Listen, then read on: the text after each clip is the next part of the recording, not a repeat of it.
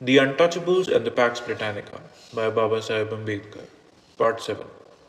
Was the attitude of the Untouchables in any way singular? After all, the tyranny under which the English labourer lived was nothing as compared with the tyranny under which the Untouchables lived, and if the English workman had one ground to welcome a foreign invader, the Untouchable had 100.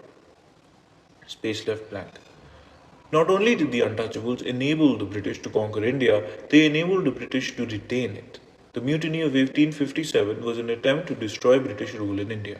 It was an attempt to drive out the English and reconquer India.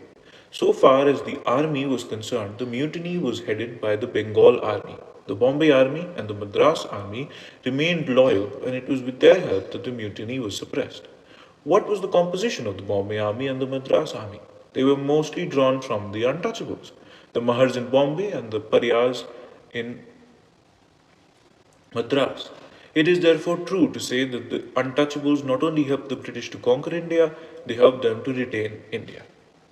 How have the British treated the Untouchables so far as service in the army is concerned?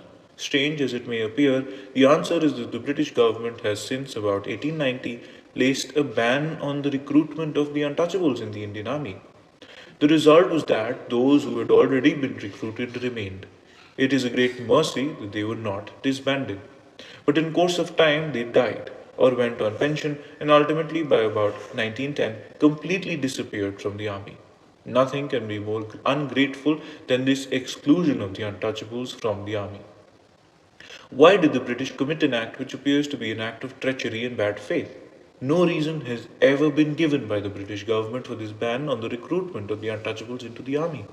It is often heard that this exclusion is not intentional but is the consequence of a policy initiated in the interest of the efficiency of the army in about the year 1890.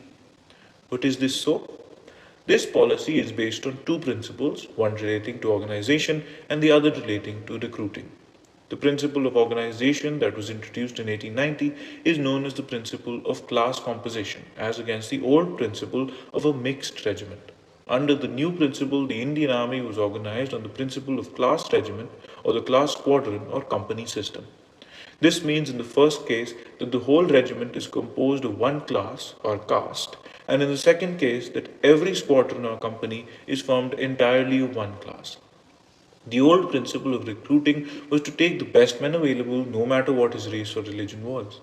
Under the new principle, race of the man became a more important factor than his physique or his intellect. For the purposes of recruitment, the different castes and communities of India are divided into categories, those belonging to the martial races and those belonging to the non-material races. The non-martial are excluded from military service. Only the castes and communities which are included in the category of martial races are drawn upon for feeding the army. The end.